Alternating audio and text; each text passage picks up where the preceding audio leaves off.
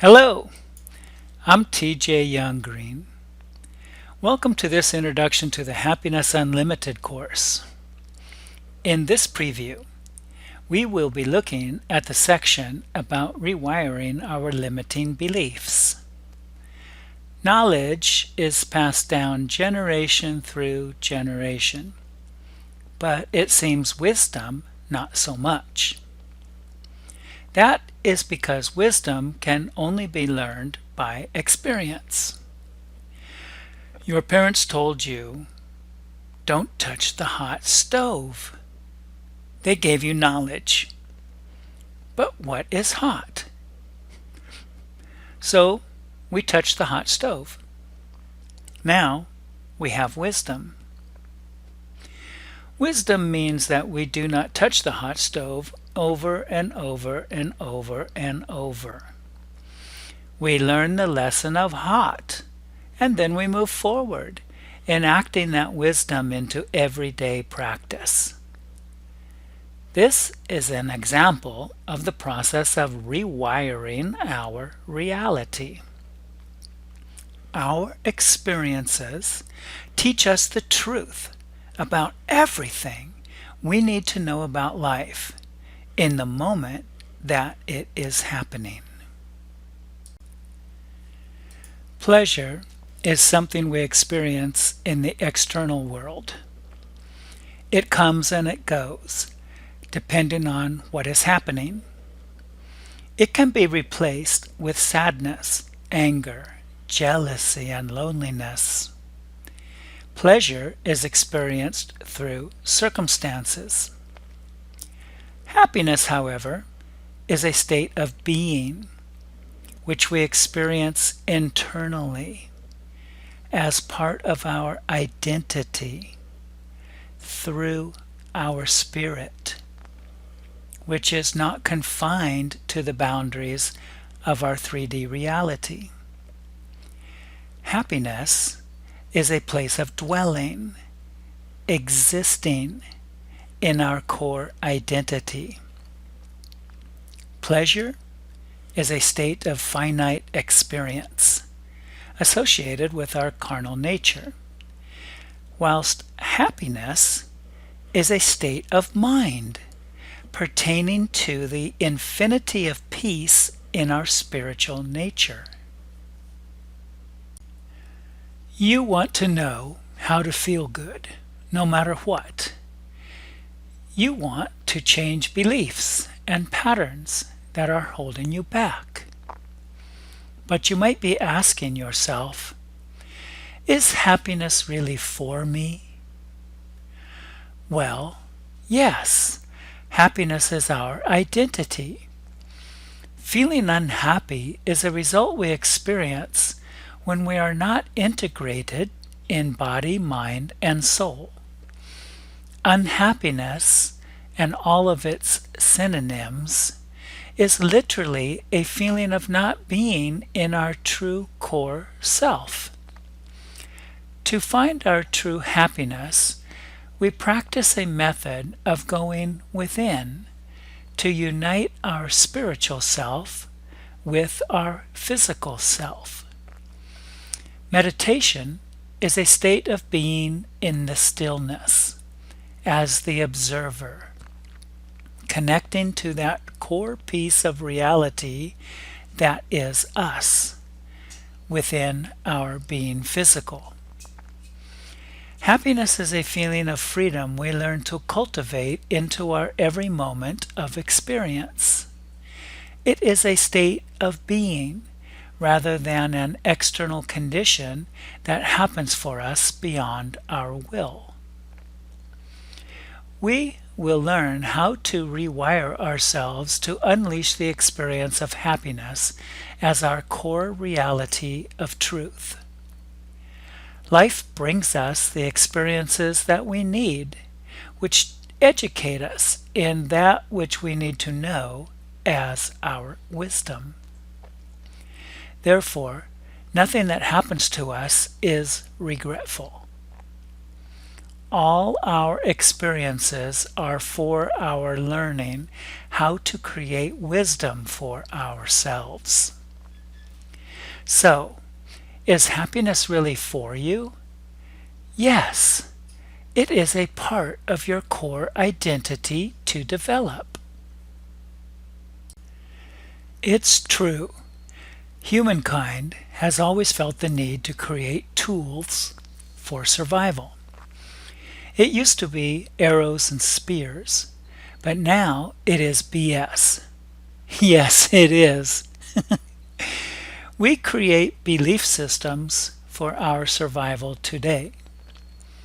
Before we could decide for ourselves what we wanted to cultivate for our belief systems, others offered and/or imposed upon us their belief systems. Happiness is a global belief, but must be created within each of us as a unique response to our personal stimuli we experience throughout life. My experience cannot create happiness for you. Therefore, I need to encourage you to have your own learning experience by practicing the knowledge you will receive from today's experience to rewire yourself for the types of experiences that you seek for yourself to gain wisdom in this subject. This course will guide you to start that personal experience required to have a new positive and happy perspective of your own wisdom. Okay, so why happiness? What's the big deal? Well, it can double your critical thinking, problem solving, and creativity skills. It can boost your immune system, causing you to live longer and have more fulfilling relationships, making you feel more balanced so that you can manage your stress, which will improve your outlook. However, as it relates to your own life, it doesn't matter what other people are doing. What matters is that you know what you are doing and why. What are your reasons for not being happy? Are they not all outside of yourself? Because of this and that externally, you are not happy with the way things are. Happiness has nothing to do with the external. Your external experiences can bring you pleasure and disappointment, but happiness comes only from within. It is a part of your core self because it is original software in the DNA programming of your humanity. The number one most important factor is your belief system. Your belief system, no matter how you got it, from other people or what you learned from your own experience, either way, it is the core of why you do what you do and believe what you believe to be your truth. Except, a lot of the time, it's not your truth. It was someone else's truth trespassed upon you before the age of accountability. But even your own truth changes through differing stages of life due to the wisdom of experiential enlightenments. Beliefs are ideas meant to serve you throughout the experience of learning your wisdom. And because of this, they can come and go in and out of our lives. Beliefs can change, and often do, according to the type of experiences we have, especially the negative ones. A belief can be like a drug, addicting us to an idea that no longer serves our expansion of wisdom. People tend to make beliefs their identity, and the temporal powers that be know this to be true. It's why advertising works. Once you associate a belief to your identity, it is nearly impossible to break away from, because we can almost never go against what we believe to be our identity. But beliefs are ideas. Therefore, we can rewire them to suit ourselves for optimal life experience, and thus develop a new identity from the wisdom of our new experiences due to the change in our beliefs. Many times it is not enough until we have pain that we recognize a proactive choice available to us. There are 6 layers from the external world to the internal world which need to be understood. Our core self is spiritual and where happiness exists. Happiness is like a forgotten plant in the closet of our soul, needing certain belief systems to be in place so that it can survive and be functionally vibrant, to shine through the 6 filtration layers of internal to external, providing us with experiences from which we can extract our wisdom to live by. Happiness thrives when we figure out a way to stop touching the hot stoves that exist in each layer. In each layer are choices made easier by our experiences to live out of our wisdom, creating the spontaneity of our happiness. Our most external and shallow layer is envy and desire, which is about influence and programming. Can we truly be happy desiring what we do not have in a negative way? Survival is about thriving and not mere existence. Thriving is a place of happiness.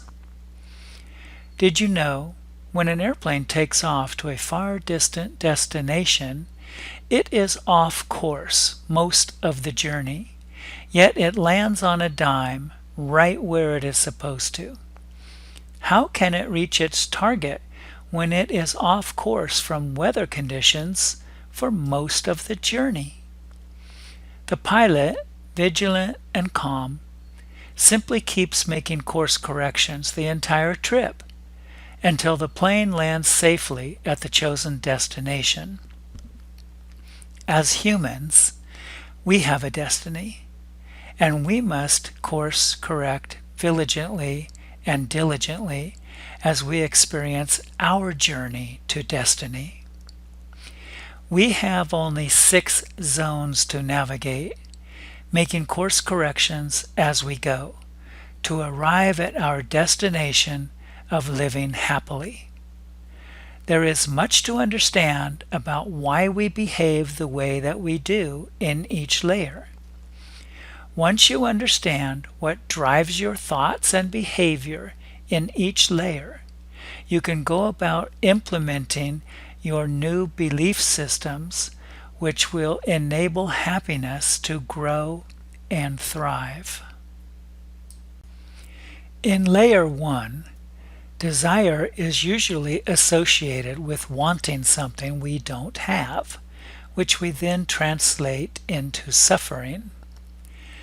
We need to understand the sources of our desires and how we've been programmed by what and or whom. And we will need to identify what we really want as individuals and understand how we fit into the larger puzzle of life. Are you somewhat familiar with the law of attraction? Well, you cannot attract anything with the negative end of a magnet. All the blessings of life are on the positive end of the ebb and flow of existence. It is possible to experience a negative event and have a positive outlook about it. Let's look at the loss of my son for a moment. How on earth could I ever find a positive outlook about it? The first epiphany is that the number one outcome of the event itself cannot be changed. However, it is totally and 100% up to me what it ultimately means, in terms of what do I believe about it. At first, I believed it was the end of my world. Well, that was not true at all. But what was true was that it was the end of the relationship we had. That is much different from the end of the world. Knowing I could proceed to what's next and finding some positive, empowering meaning that I could believe in was my next step. I could believe that in this reality on this planet, although life collectively goes on, individual life does not. That means that individual life does not go on. Okay, that's a truth I can believe in, and I am experiencing that truth as my reality. Okay, I get it. So I have shifted from total disaster to a common knowledge that I can believe in. Life does not go on in this reality for forever. I know that. And I know that accidents happen. Although I don't like it, I can now shift and accept the event and begin to find an empowering meaning for myself. Since I can do nothing for him personally at this point, but I can and have done something for myself by accepting a reality I know exists on this planet. Accidents happen, and I am not in control of that. I can be happy about the time we shared and celebrate that, finding ways to honor him and myself in the aftermath. That is my desire. Layer 2 is limiting beliefs. Your negative beliefs are blocking your joy. The power of words and self-talk can ignite a fire in you for better or worse. It's your choice. Ideas are like some words, N-O and K-N-O-W. They sound the same, but totally different meaning. Your self-talk has everything to do with your perspective about truth.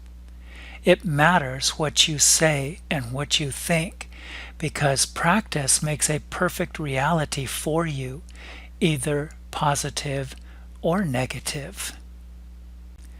So in layer 1, we see that envy is related to influence, and desire is due to programming. In layer 2, limiting beliefs are unconscious agreements that we have accepted before the age of accountability. Our belief systems, our BS, is limiting our ability to respond to life circumstances in a conscious way. We have made agreements with certain societal ideological norms before our age of autonomous wisdom. The beliefs we have unconsciously agreed to are not our own experiential wisdom. Happiness Unlimited will guide you through the steps to unlocking your experiential wisdom and living your authentic happiness. So, who do you think you are versus the real you? What roles in life do you play? And are you living in integrity and authenticity? Layer 3 is about our attachment to identity and the roles we play due to our ego. Without adjustment, we are stuck here to live out the remainder of our lives. Did you ever wonder just how do volunteers organize and strategize to resolve humanitarian crisis when it gets big enough? You do know the problems have to get big enough before people organize to resolve it. Things like famine, tsunami, and 9/11. The question is, why do we collectively have to get our backs against a wall before we can cooperate on a large-scale humanitarian effort? In both cases of before and after, is it not all centered on making decisions to act? Yes, we are doing the right thing to respond, but what about being proactive? Why does that seem so impossible before a disaster? But once everything gets worse, we figure it out. Why do we not collectively prevent it in the first place? It is due in part to not knowing and or paying attention to our identity, so we live collectively out of the social ego. This is because of our belief systems. There is much rewiring to do. Real higher education is needed about who we are and why we do the things that we do. Once you know the process of understanding universal truth by experience, you will never be ignorant again. Our identity is attached to the roles that we play in our ego. It is next to impossible to change our identity, attachments, roles, and perspectives on purpose and by choice when we are attached to the identities of and in our ego. Life has a way of bringing us to the edge and to the truth of this, that providing us opportunities over and over throughout our lives will give us a chance at learning how to change our egos through our life experiences. To experience ourselves at our inner core, we must learn how to rewire the 6 layers of identity to positively serve us. These 6 layers, whose foundations were established before our age of accountability, will have provided us the various experiences we need to seek wisdom. Now, by rewiring our belief systems to be congruent with the experience of life we want, we will discover the happiness of living authentically from our core self, instead of caught up in the layers that have concealed it. It may be a matter of perspective, but all happiness exists in the now. The "I'll be happy when" is a myth. Creativity is youthful, joyful, and inspiring happiness spontaneously. Kids are eager to try new things, to figure things out. They are curious to know about life and open-minded in the way they ask questions and seek for answers. As adults, let us adjust our perspective to a more youthful exuberance. Nobody wants to be unhappy, so let us be willing to open our minds and be vulnerable again, as are the children, and see the wonderful and beautiful things that inspire us to joy and happiness, renewing our belief in creating from positive possibilities that will create happiness in us. Happiness is a healthy state of mind. Why would we ever choose otherwise? So in layer 4, remembering is external, while experiencing is internal. The only real moment we can live is in the now, where all experiencing takes place internally. The idea of the past and the future are just that, ideas. We spend so much of our present moment time in the past and in the future, that I ask you, what is left for the present moment to do, but have more regrets and longing for something in the future that we are not actively creating right now? So life is like a rocket going by so fast, out of control. We don't know what to do, but we are trying to hang on to our lives for dear life so that we can what? What do we want out of life? And why are we not getting it? This is the question we can resolve. There are ways. You want to believe? Belief is creative, and because of that, we can rewire it to produce an effective change to an uplifting happiness. Happiness inspires confidence. Confidence inspires action, and action creates change. Layer 5 is the wiring that we have unconsciously and automatically been conditioned to believe that prevents happiness from piercing out from our inner core. Now we have opened the facade and can see that our conditioning has hardwired us to respond unconsciously and automatically. We can't even explain ourselves to one another as to why we do it. We give excuses to avoid the truth that we have lost control of ourselves and need a GPS system to get us out of the woods we find ourselves in, metaphorically speaking. We are getting close to facing the truth, and the truth shall set us free from all of our stories of inadequacy. Yes.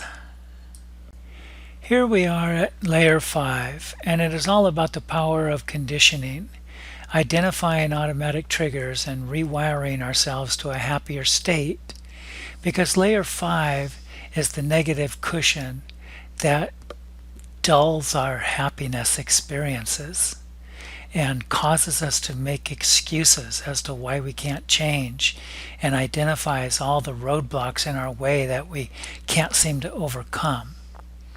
But how does conditioning work anyhow? You know, how many of you are smelling this lime in the picture right now? Imagining the tartness and the feeling of the juice squirting on your tongue as you squeeze it into your mouth. Are you squinting your eyes a bit, and is your nose wrinkling up as the tartness causes your eyes to squint a bit more as the experience consumes your senses? Can you taste it? Is your body reacting? Did you get a shiver going up and down your spine when you imagined sinking your teeth into a fresh, juicy lime? We can train our mind to have automatic triggers and responses, either positive or negative, but many times we don't consciously and proactively do it, so society largely does it for us to someone else's benefit in one way or another. It is time to take back our conscious awareness and to be engaged in living the kind of life that we desire. We do that by educating ourselves about how to rewire these triggers placed upon us inadvertently or purposefully by others. Now that we are wise enough to be cognizant, let us program ourselves by rewiring ourselves for the kind of personal success that will give us the happiness of autonomy to decide for ourselves what we want our life to represent and to be in the truth of our own experience. Are your emotions and moods hiding, waiting to explode on everybody all around you? Do you want to be happy? It's a matter of choice. What is within your control? Because you can choose your focus, thoughts, and actions. Do you believe that happiness is a choice? How important is it to you to be happy? Do you think that happiness is a random event which happens to us from the outside world? Could you believe that happiness is a state of being, an identity, a persona, an element of personality, a powerful force dwelling inside of you? How do you think it could be possible to unleash the power of happiness? This tiger inside of you, at your core self, is it lying in wait to conquer your fears?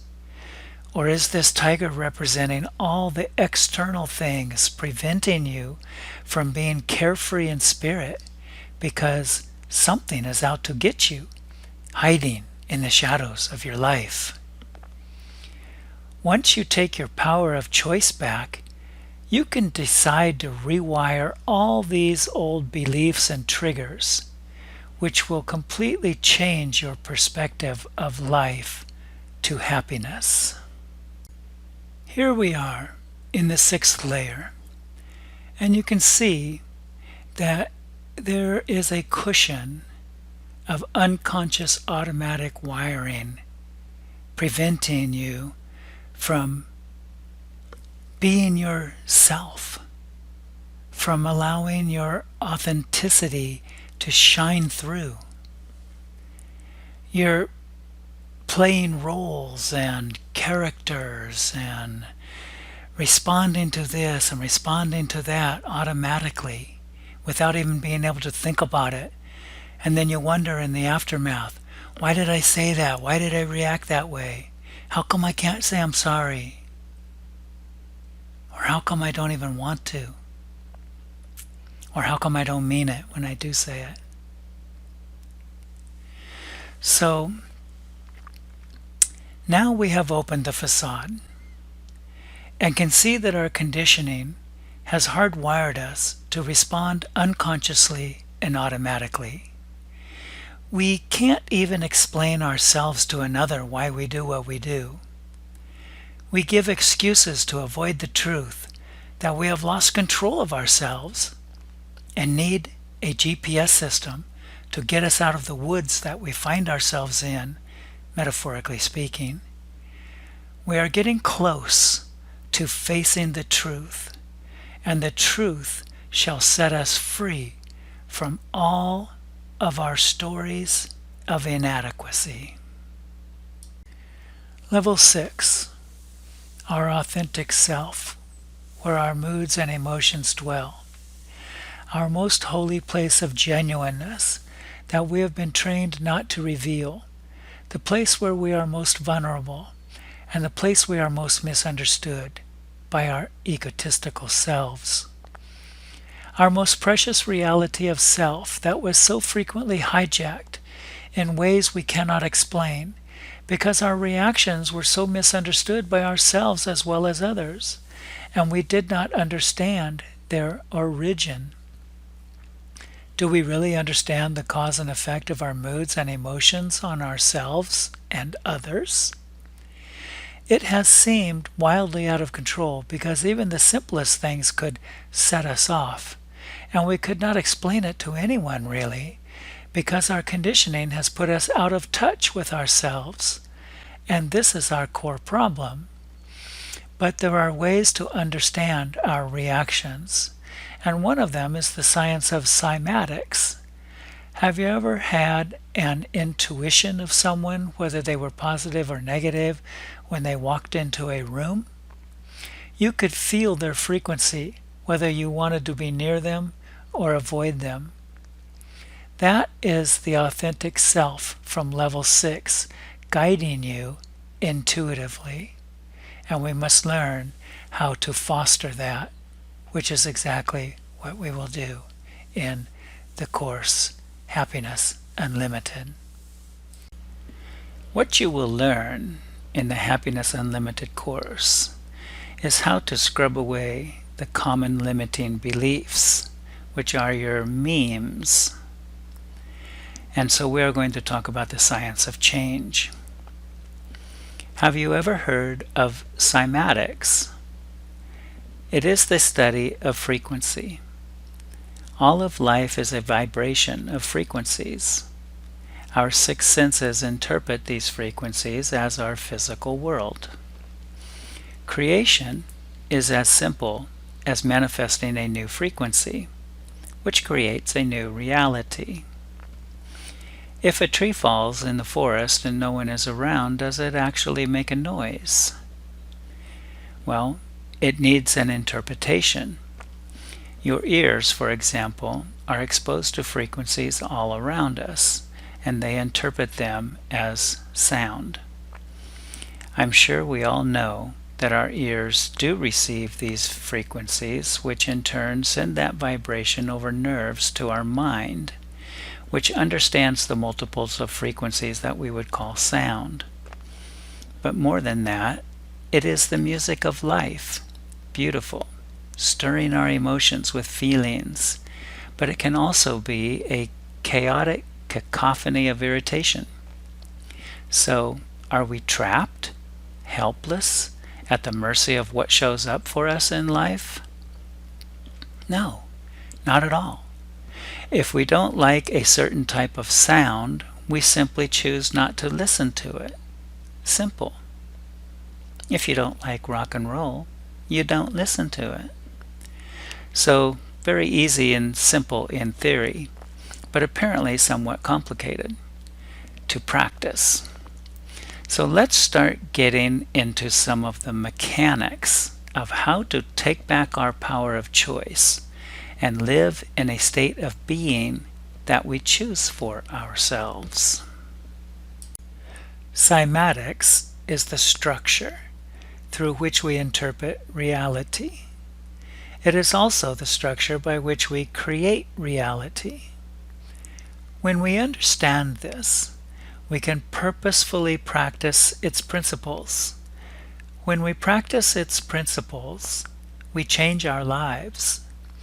We have been doing it all our life, but without understanding what we are doing or how we are doing it.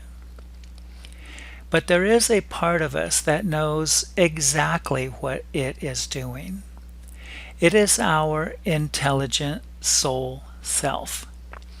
The part of us that beats our hearts and heals our wounds, that digests our food and creates hormones when we need them, all without conscious effort on our part. When I say our part, I mean our temporal aware part, whereas these systemic functions are operating apart and in the background from our consciousness state. Thoughts become things, yet thoughts are simply invisible vibrations arcing across the neurons of our mind, frequencies, if you will, which cause us to react to our thoughts, producing a result, either physical or metaphysical, or both. I call this part of ourselves our intelligent soul self. This soul self part of us recognizes truth that we need to know about and will teach us the life lessons we truly need to understand regarding how life works, if we know how to listen, such as in meditation, which is a universal practice of coming into oneness with our intelligent soul self part of who we are. If you look up cymatics on YouTube, you will notice that physical matter reacts immediately to frequency changes. This is universal law in action visually. Frequency is the structure of how life materializes and operates, which is useful to understand if we are to take charge of creating the life experience we want. There is no delay of creation, but there is a falling apart of one pattern and the restructuring of a new pattern. This is important to understand because we are trying to rewire old patterns into new ones. When we think to create, the results that we want are immediately available to us. But many times we are not immediately able to capitalize on those results because of the space-time relationship we have with life in the material world. Our desires and the wisdom we want to live a great life of happiness and productivity are subject to our space-time continuum reality. It is because of this that we sense time passing before the results are ratified in our life. However, having said that, we can bring the results we want a bit faster by learning how to not fight against them so much and trusting our inner soul self. You can practice this by listening for intuition in the stillness, i.e., meditation. By the way, meditation means being quiet and listening for the higher self to reveal its presence of wisdom to your conscious state of mind. There are two ways we can live life. We can live life like the animals who just react to stimulus in their environment, either positively or negatively depending on the stimulus. Or we can act as evolved human beings who plan life, who understand how to create life and circumstances the way we want them. But so often we are just living from common limiting beliefs, which are memes of society. The actual definition of a meme is an element of a culture or system of behavior that may be passed from one individual to another by non-genetic means, especially imitation. It can be a form of intimidation, in my opinion, as well, such as peer pressure to go along with an accepted normal within a group that we don't necessarily espouse or agree with. So to avoid being uncomfortable and perhaps ridiculed, we go along with it, because as children especially, we want to fit into the social structure we may find ourselves in. In addition to that is the pressure to submit to authority, because we can have a choice to declare our autonomy as unique individuals with our own ideas and understandings of things around us, as we develop our own perceptions based on our own experiences as we grow. And sometimes, the more independent we become through learning based on the wisdom of our own experiences, the more we are rejected out of the normality of the memes of society. Common limiting beliefs are memes generally accepted in society. They tend to fall into an authoritarian bracket and is usually applied to children, although children then carry them forward into adulthood, and they just keep getting passed from one generation to the next.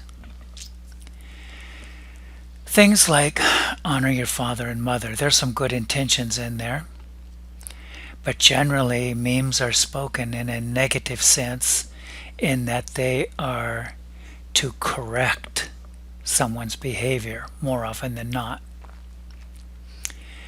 But no one ever said life is fair. Good things come to those who wait. You have to pay your dues. The good part of these are that it takes time to become a CEO. You have to go through the company. You have to go through the steps of the process. That's the meaning of it. But when it's spoken, it's usually to someone in a negative way, that don't be so worried about trying to get ahead so fast. Don't you know you have to pay your dues? You're going to be here probably on the desk forever before you get promoted. So before a child is autonomous, they naturally are under an authority who sets up the structural boundaries of their life. Some are meant to encourage freedom, while others are meant to restrict it for their best good, naturally. But what defense mechanism does a child have against this type of authoritarian declaration of truth? It's a declaration of truth. Notice that I didn't say it was the truth. Many of our belief systems have been seared into us by stereotyped authoritarianism. While it may have been helpful as youngsters to have guidelines available to us as children, they do not actually serve us positively as adults. As adults, we have choices. And from those choices, we experience things. And from those things we experience, we gain wisdom from the outcome of the experience. And the result of all of this is we decipher for ourselves what our truth is. But there is a problem. In many cases, we have not exactly learned the process of how to free ourselves from this programming of ideas that we received in our younger days. The good news is this, that you can rewrite the meaning of everything. There is a way, once you understand how. Money is the root of all evil. Finish your plate. There's starving people in the world. Money doesn't grow on trees, don't you know? Don't burn your bridges. No pain, no gain, so don't be a sissy. Life is hard, buck up. These are the kinds of things we've heard as children growing up. And it continues right on into adulthood. And this list could go on and on and on. But let's act and raise our hand to ask this question. Why? Why do these multitude of memes have to be my truth? Why cannot I make up my own truth based on my own life experience? Maybe life is not so hard. Much of our own experience goes unrecognized and or ridiculed by our inner critic. But it is not actually our critic. It is the critic of those who came before us, and the critic before them, and the critic before them, whoever they may be. Sometimes going back for generations on end, and even before that. As individuals, it is our duty and responsibility to be our unique selves, if for no other reason, because we have only one life to live in this body that we have. We owe it to ourselves to be individuals. So let's look at some ways to become centered and balanced, harmonious human beings, expressing our unique talents and gifts to enhance this human experience. Let's talk about I have to versus I get to. Wisdom comes from our experiences. Therefore, all things work together for our best good. Everything is for our learning. Who likes to hear that they have to do something? Like must have to. Remember being told you must clean your room, do the dishes, mow the yard, whatever it was that you had to do. Did you tell yourself that, or was it an outside authoritative figure telling you that all these multiples of things that must to be done? Did you tell yourself all these things as a child, or did someone else? This is not about whether it was right or wrong, but this is about the now in your adult world. Now, who is telling you all of these things most of the time? Is it not your own inner self? But did your inner self discover these must-have-tos on its own as its own truth, based on experience? Well, kind of, because it was from your experience. But would you have ever chosen these things for yourself as an adult, to put this kind of pressure on yourself as an adult? Did you tell yourself all these multitude of declarations as a child? No, of course not. And if not, then it is your privilege to get to do something about it now. Have to versus get to. The power of perspective is, how does it feel saying, I have to go to work, versus saying, I get to go to work. Some enjoy their work, not because of what they get paid doing it, but because they like it. And some hate their work, no matter what they get paid. And some are feeling like zombies at their work, and whatever they get paid doesn't even matter anymore, because it never seems to be enough. It isn't about work, though, is it? It is about the reason why we like what we are doing. We want our reasons why or why not other people's reasons, but our own reasons.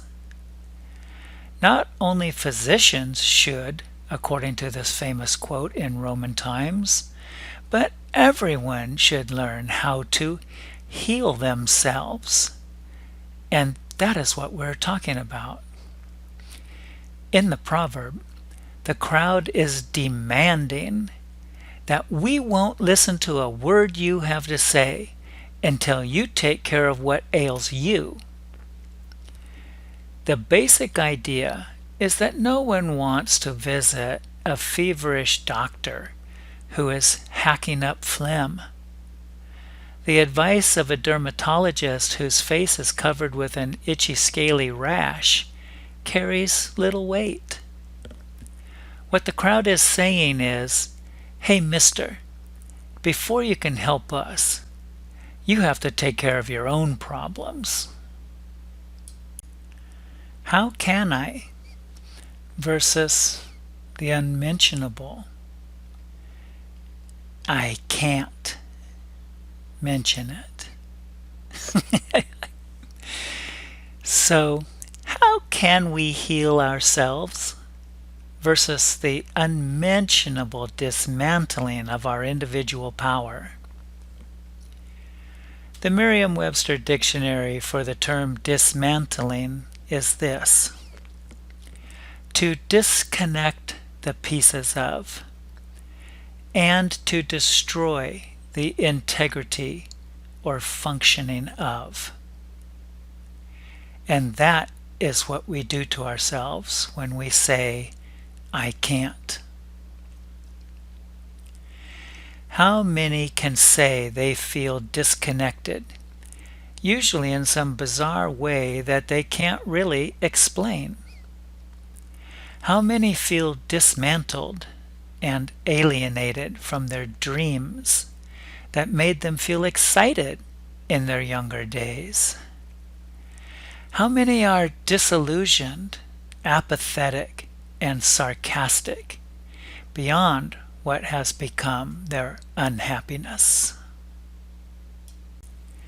If you were going to write an article in the newspaper about "I can't" versus "how could you," what do you think you would say? What areas do you limit your true ability to experience fulfillment and joy? Closed terminology limits the brain's ability to see options and possibilities. That doesn't sound very exciting. Besides, in our ideology, how else do we limit our experiences of fulfillment and joy? We have all known those disempowering emotions. So, what is it that prohibits us from inducing feelings of spontaneous joy and happiness, rather than just passively waiting around for them to show up someday? How do you feel about changing your what ifs to "I'm unstoppable"? Let's take a few moments and think of some what ifs. What would be a what if idea for you about some area of your life? Write down as many as you can, maybe in like an exercise after this workshop is over. Do it for about 10 minutes. Just brainstorm and write anything that comes to mind. What if? And then let's talk about what that feeling is when you state your what if as an "I'm unstoppable." In other words, make it positive instead of negative. This is a feeling exercise, so don't judge the possibilities. Just state whatever it is emphatically. Because most of the time when we say we can't, it's usually with some pronunciation. But do it positively. And notice how that makes you feel. Notice how that energy wells up in you. What if I was unstoppable? What if I could do what I want? What if I could make up my own truth based on my experiences of the wisdom that I got from what I went through? What if I did that? Let's change our what ifs. The tendency is to say negative what-ifs. But your unconscious mind will look for and find whatever you tell it to expect, even happiness. But how hard is it to drive a car at highway speeds with a flat tire?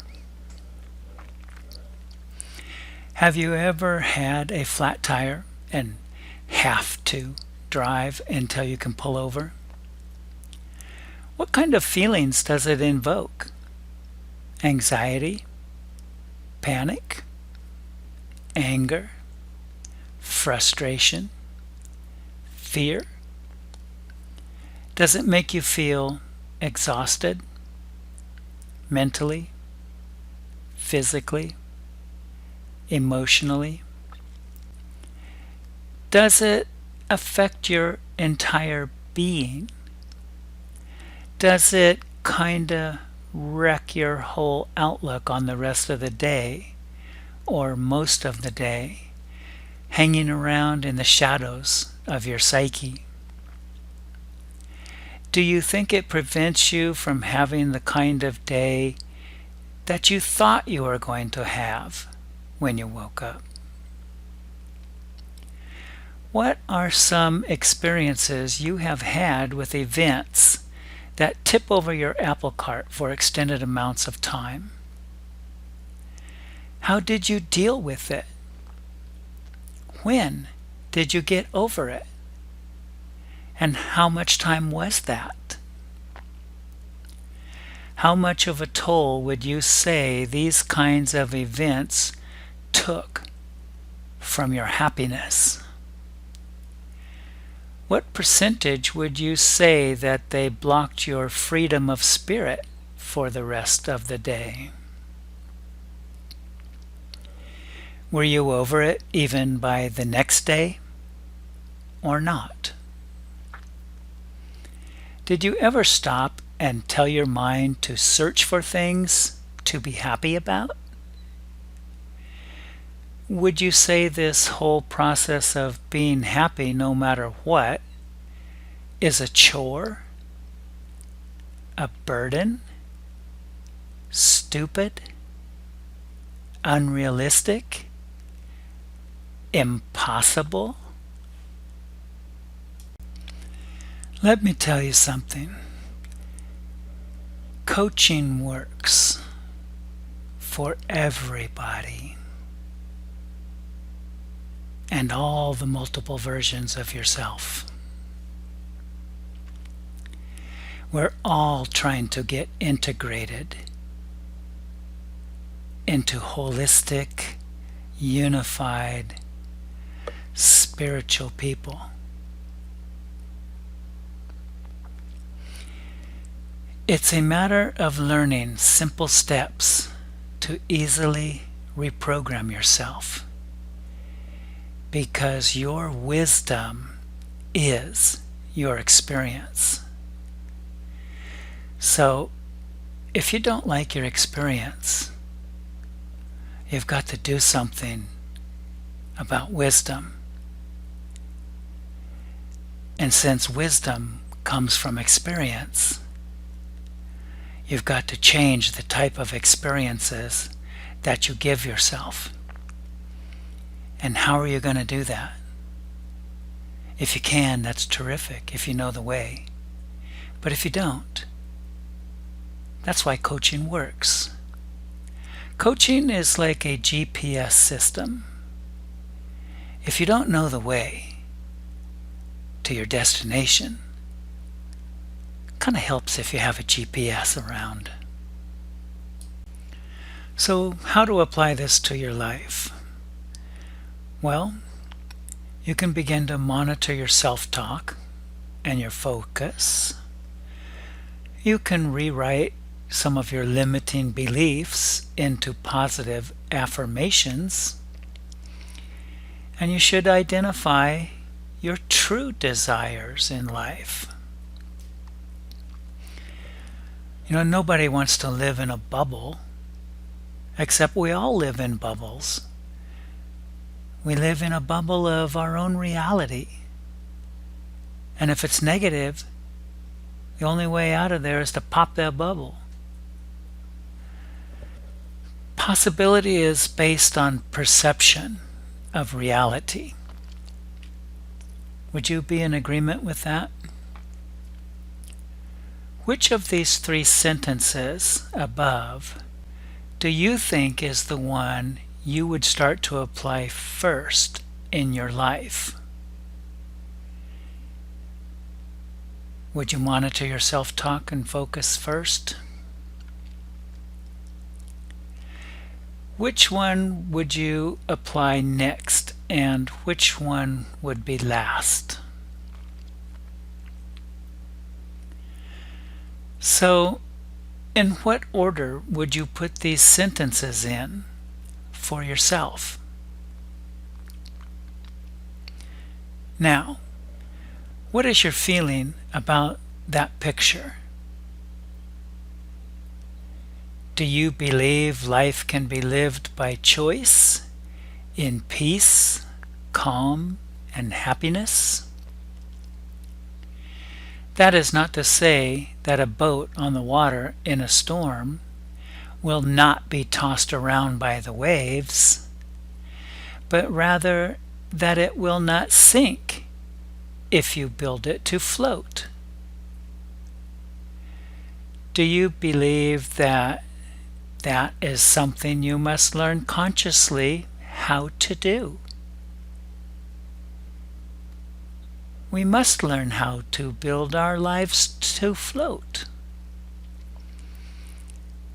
How long do you think that would take for you to do for yourself? How long have you been working at doing that for yourself?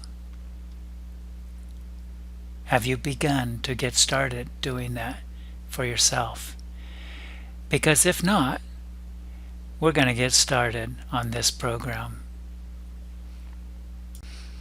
Okay, let's recap. You want to know the secrets to finding happiness no matter what. You are ready to identify and eliminate the limiting beliefs and patterns that are holding you back. You want to stop living everyone else's dreams and start living your own. You want to understand practical tools to choose your emotional state in any moment. Yes, of course. Naturally, if you implement everything that we've talked about so far, you'll see amazing results. So how to implement and permeate happiness into your body, mind, and soul permanently. In my 6-week Happiness Unlimited course, you will be inspired to identify your true desires.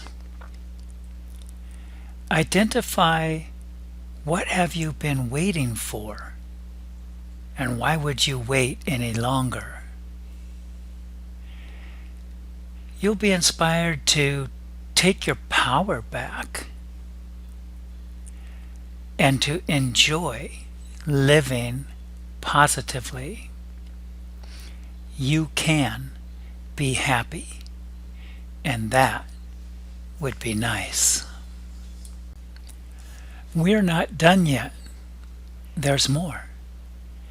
Get even more of what we talked about so far in my 6 weeks program. Learn how to anchor your truth and undo behavioral habits that do not produce your happiness. In my 6-week program, we're going to spend more time being aware of the now, because that's where happiness is, in the present moment. And we will discover how you live. We do that mostly through either experiencing the immediate self or remembering the past self and more often than not, being afraid of the future self. In my 6-week program, as promised, we're going to sharpen the focus of happiness and how to get there, making clear the unclear. We will learn where we learned the roles that we all play. We're going to learn how to live with authenticity and integrity to our spiritual core self. And we're going to eliminate all those other detrimental identities that essentially we use to victimize ourselves. And that's all part of the conditioning and programming that we received in our younger years. And we're going to unravel all of it until we stand in the light of our truth of who we are, which is comprised of our experiences. And we will live authentically to the wisdom of what we know to be true about our own lives. In my 6-week program, we're going to understand that happiness cannot be found in the past or in the present. The past is a memory, and the future is a hope or a dream. But happiness is always available in the present moment. So we're going to discover how you live. Do you live through experiencing your immediate self in the now, or remembering the past self, or just dreaming about the future self but taking no action? So where are you in the time of your life? Also, in my 6-week program, we're going to learn how to stop repeating the negative patterns. You know, they always say that when a person gets divorced, they go back and marry the same kind of person, make the same mistakes all over again, because that's what's familiar. Well, we're going to create a new familiar, a new you, and we're going to stop repeating all these negative patterns. We're going to stop the conditioned stress triggers and change them into positive reactions. And we're going to develop new joy wires in your brain. And you are going to learn how to do this for yourself with a little help from your friend. In my 6 weeks program, you're also going to take a look at your emotions and moods and feel in control of your emotional state. You're going to realize that you're no longer a victim of your environment. You're going to receive the most powerful tools for generating happiness. And you can jump over your old stumbling blocks with gratitude once you know how. You know, throughout my life, I always felt like I was bumping into dead-end streets. Try this, try that, believe this, believe that. But I didn't have any understanding about why I was believing what I was believing. And sometimes I even continued the belief because I didn't know how to do anything else. But I knew the belief system didn't work for me, but I really had nothing to replace it with. And the problem there is that once you identify your identity with a particular persona, a particular reaction, and that's me, I always do that. Well, I can't, I just am who I am.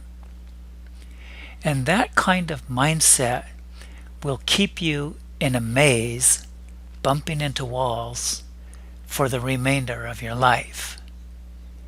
And I know nobody wants to do that. So I learned how to forgive myself. And you're going to learn how to free yourself with forgiveness. Let me tell you a little story about myself. I grew up pretty easygoing guy, pretty happy fellow.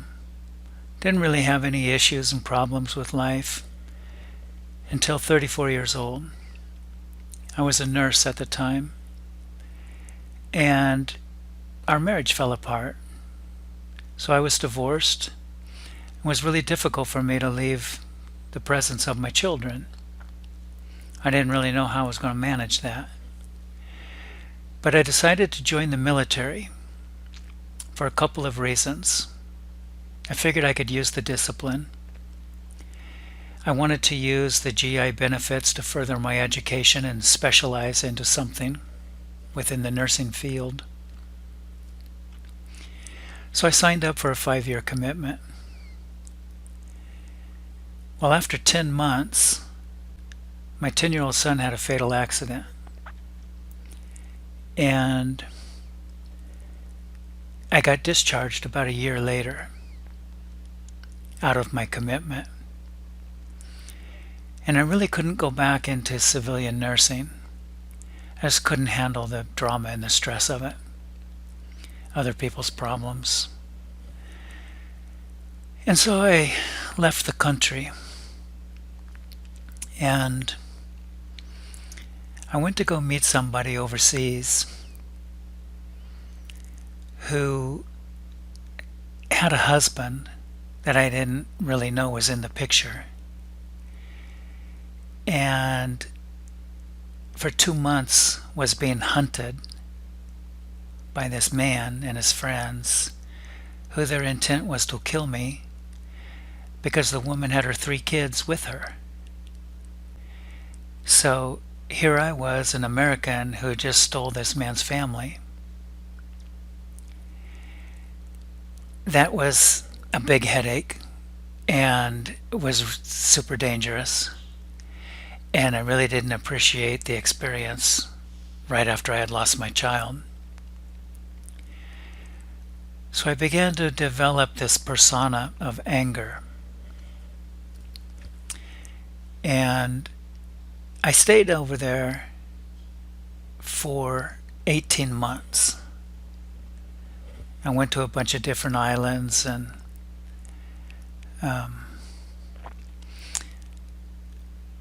I just didn't want to come back to the problems that I had in America. So the eventual turning point for me was about 25 years later from the incident of my son's death. I had a fatal heart attack. I'd had one previously. I was a really healthy guy. I was doing whatever I wanted to do, super athletic. It's kind of like these marathon runners that just drop out of a heart attack in the middle of the race or something. They're in good shape.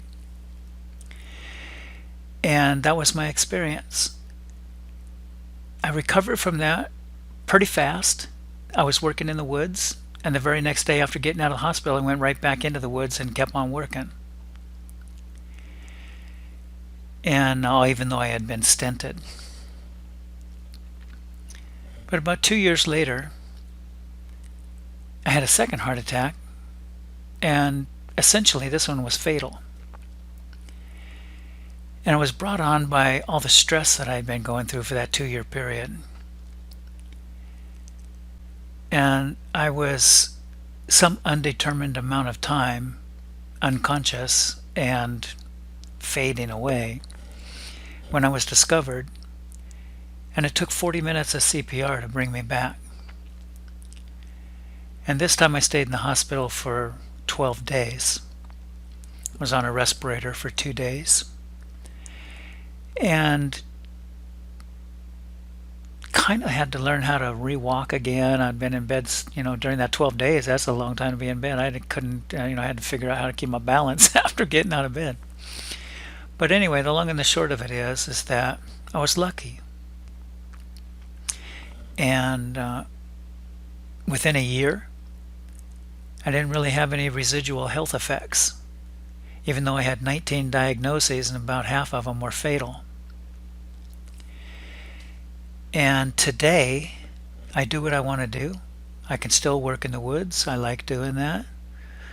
Cutting trees and cleaning up properties and being a physical guy. And I don't really have any lingering side effects from that experience. And I attribute it to an experience that I had on the table while I was being resuscitated. And when I first came back into consciousness, I was fighting like somebody was trying to choke me to death or something, it seemed like. And what they were doing, they were trying to get the tube down my throat to intubate me. And that's when I came into consciousness again to some degree. But everything was pretty foggy. I didn't know where I was. I didn't really know what was happening. I couldn't understand anything anybody was saying. All I knew was that it was a bunch of chaos. And after I struggled for I'm not sure how long, I all of a sudden just came into perfect peace. I just gave up. And I became the observer, not outside my body, but I was still in myself, but I didn't have a sense of myself. I didn't have a sense of my physicality. And I realized that I was the awareness that beats my heart, that digests my food. That we call that the unconscious part of us. And the unconscious part of me became conscious. And in the aftermath, getting discharged out of the hospital,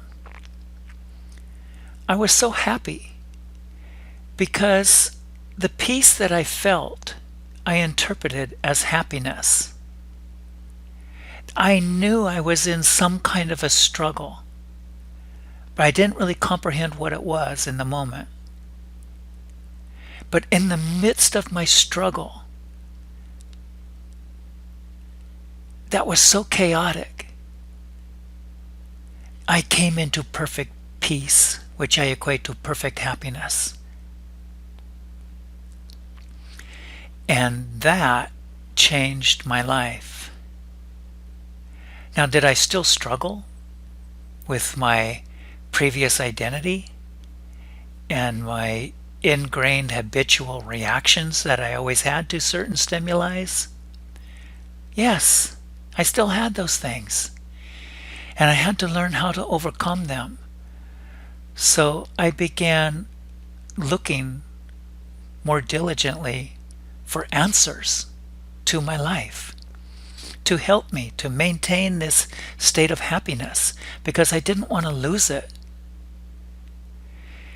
And that's why I'm doing what I'm doing. That's why I've created this course. Now, there's lots of people that have created courses on happiness, but this is my course, and it's born out of this experience that I had. And I would love for you to have this awareness of the true self that is within you. And hopefully when you go through my happiness course, you will discover the power of this entity which you are inside of yourself. And so happiness is your choice when you know how to reprogram yourself. So here's to happiness. Let's do this. Happiness is the power of choice. So I do have a fast action scholarship discount. Sign up today. I'll give you a little off on the regular price. All right, and their actual course is on teachable.com. It's actually www.shape-destiny-today at teachable.com. I'll see you inside my course.